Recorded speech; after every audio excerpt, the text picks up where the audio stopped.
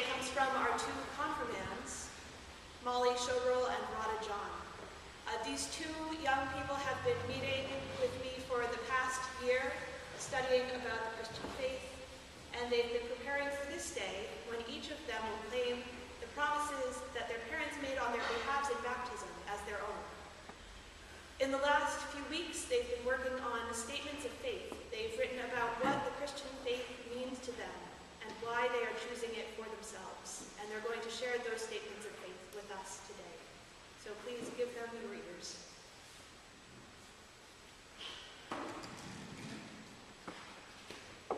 What does nothingness look like? Okay, maybe too hard to start off with. Here's another one. If God gives us everything we need in life, then why are people still homeless and struggling? All right. I might be getting a little ahead of myself.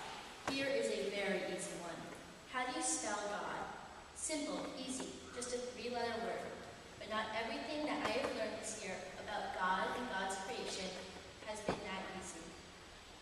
This year, I found a major thing the world is missing, a God hotline. I mean, seriously, it would be perfect if I could call about my questions and concerns and have God reassure me right away. Unfortunately, there is not a God hotline, so I have to find the answers to my questions in other ways.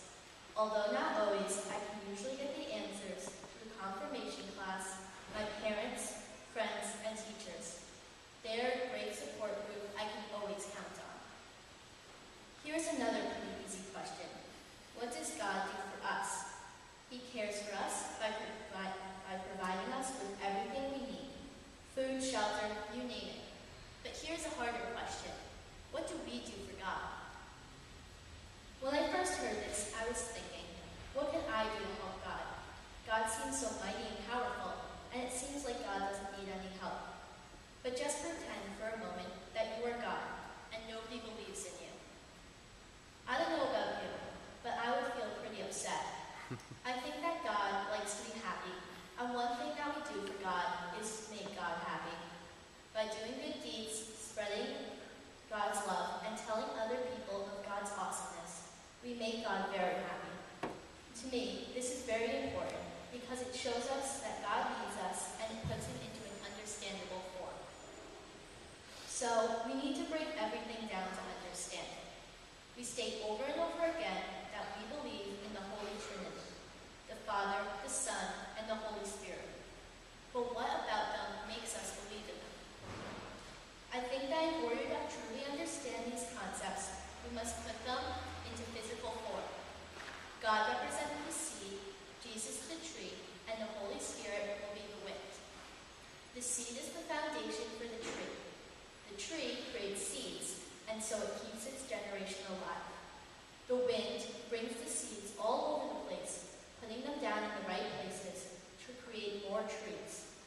God is a support base for everything in life. God made Jesus so that people will understand God better. And then the Holy Spirit spreads the love around so everyone will understand God. This is just one way to understand the concept of the Holy Trinity. I'm about to reveal all the secrets of the Bible. Okay, well, not all the secrets, but just some big images that are very important to our faith.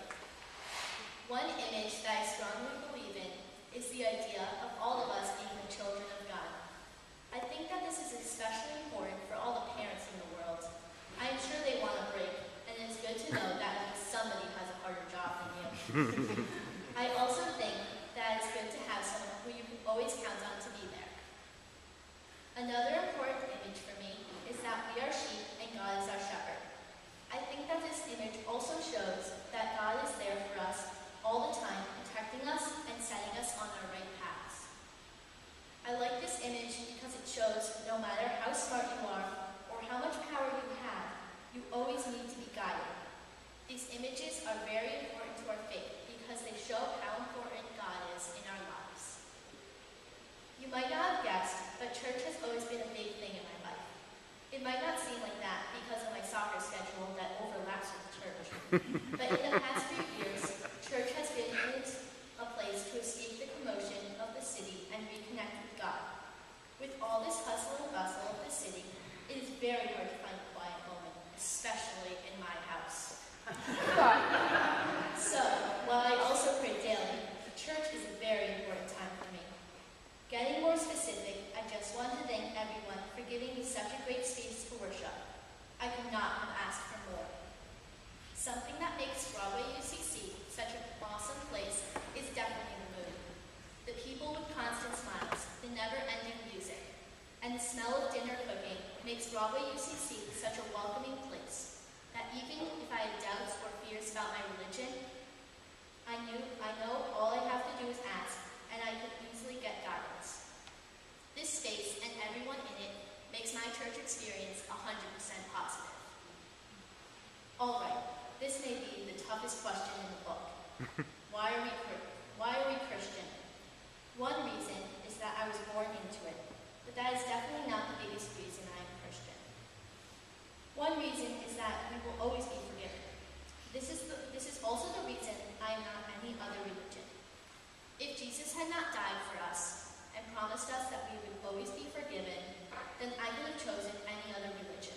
But Jesus did die for us, and that is what sets us apart from any other religion.